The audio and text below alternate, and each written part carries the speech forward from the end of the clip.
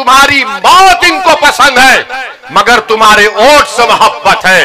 तुम्हारी जिंदगियों से मोहब्बत नहीं, सिर्फ तुम्हारे वोट से मोहब्बत है। मंजलिस को तुम्हारे वोट से नहीं, मंजलिस को तुम्हारे हक से मोहब्बत है। मंजलिस को तुम्हारे इंसाफ से मोहब्बत है। हम यही चाहते हैं। भारत के मुसलमान जो है, हमने 1947 में ये फैसला ले लिया कि हम भारत में रहेंगे। ये हमारी सरजमीन है, जहां पर हमारे बुजुर्गों ने जहांबानी की है, जहां पर हमारे बुजुर्गों ने अंग्रेजों के खिलाफ जिहाद का फतवा दिया, जहां पर हमारे उलमाओ कराम ने अंग्रेजों के खिलाफ लड़ा, फांसी पर चढ़ गए। काला पानी में सबसे पहले अगर सजा काटने वाले का नाम कोई है तो मुसलमान है। हमने भारत को पसंद किया, ये हमारी सरजमीन है। मैडम, हमारी वफादारी की निशानियां भारत के कब्रिस्तानों में नजर आएंगी, उन ममालिक में नजर नहीं आएंगी आपको। मगर अब जब आपने ये बोली दिया, हम अपनी बात को पूरा करते हैं। बताओ फाइनेंस मिनिस्टर साहिबा, आपने माइनॉरिटीज का बजट 40% क्यों कम किया? जब मुसलमानों से मोहब्बत याद नहीं आई। आपने प्री मैट्रिक स्कॉलरशिप को रिस्ट्रिक्ट क्यों किया जब मुसलमानों से मोहब्बत याद नहीं आई? मौलाना आजाद फेलोशिप को बर्खास्त कर दिया। अब मुस्लिम बच्चे, अक़लियतों के बच्चे बच्चियां ना फेलोशिप कर सकेंगे ना पीएचडी कर सकेंगे जब मुसलमानों से मोहब्बत याद नहीं आई। मैडम, मदरसा मॉडर्नाइजेशन स्कीम में आपने 80 करोड़ रुपए कम कर दिए जब मुसलमानों से मोहब्बत याद नहीं आई। फाइनेंस मिनिस्टर साहिबा, आपको ओबामा के बयान पर तकलीफ हो गई। मैडम, ये तो बताओ, लुकमान अंसारी को मारा गया, कुछ तो बोलते मैडम। अफान माजिद अंसारी को मारा गया, मैडम कुछ तो बोलते। अरे मैडम, आप तो महिला हैं।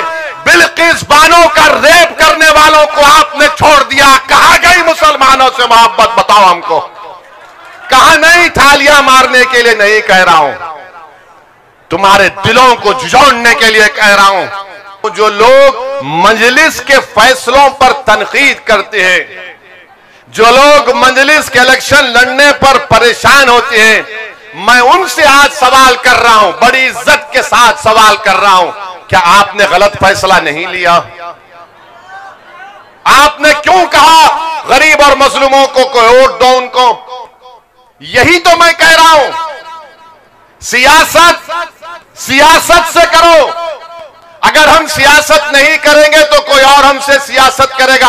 अब आपसे सियासत हो गई 2019 में, इसीलिए मजलिस बोल रही कि सियासत हमको करने दो। अगर जो लोग हमारे बड़े हैं, अगर वो सियासत करना चाह रहे, आप आओ सियासत में, इलेक्शन लड़ो, मैं आपके बाजू पीछे खड़े होता हूं। आप करो सियासत, मगर सियासत इसको नहीं बोलते कि इलेक्शन से पहले मस्जिद में ऐलान कर दिए कि इसको वोट दो, और जिसको वोट दिया उसके बाद उन्होंने बीजेपी का साथ दे रहे, तो फिर अब कौन जिम्मेदार? अब तो ओवैसी को जिम्मेदार नहीं खड़ा कर सकते आप। बीजेपी के लोग बोलते नहीं नहीं मोदी जी सबका साथ, सबका विकास, सबका विश्वास, सबका प्रयास करते हैं। तो हम उनसे पूछना चाहते हैं, क्या ये बात सच नहीं है मोदी जी? देश के प्राइम मिनिस्टर मिस्टर मोदी, कि जहां जहां मुसलमान और दलित बसता है, अगर एक आबादी में दलित मुसलमान रहते हैं, वहां पर लाइट बराबर नहीं आती, ड्रेनेज का इंतजाम नहीं, साफ पीने का पानी नहीं, स्कूल नहीं, अस्पताल नहीं, और जहां पर अपर कास्ट लोगों की आबादी है, उस अपर कास्ट लोगों के आबादी में जो बच्चे पढ़ते हैं अपर कास्ट के, वो 10वीं जमात तक पढ़ते हैं, और जहां पर दलित और मुसलमानों की मिक्स्ड आबादी है, वहां के बच्चे और बच्चियां सिर्फ 9th क्लास तक पढ़ती है। ये डेटा है। अगर कोई बोलेगा ओवैसी ऐसा ही कह रहा है, तो आओ बैठते हम लोग बात कर लेंगे। और हम मैडम और देश के प्रधानमंत्री से पूछना चाह रहे हैं, बीजेपी वाले बोल रहे कि आपको 6 मुस्लिम ममालिक से मोदी जी को बड़ा सिविलियन अवार्ड मिला है। तो फिर ये नुपुर शर्मा किस पार्टी की थी? किस पार्टी की थी जिसने हमारे रसूल मोहम्मद सल्लल्लाहु अलैहि वसल्लम की शान में गुस्ताखी करने की कोशिश की?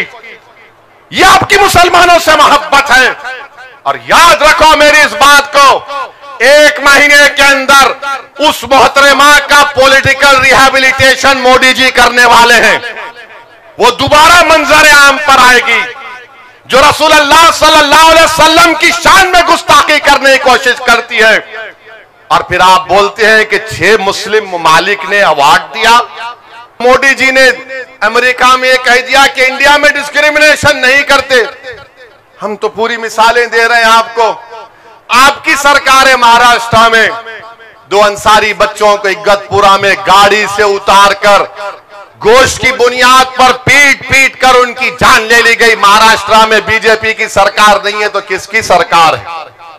मेरे अजीज दोस्तों और बुजुर्गों, इसीलिए हम आपसे अपील कर रहे हैं कि मजलिस इत्तेहादुल मुस्लिमीन को मजबूत करिए।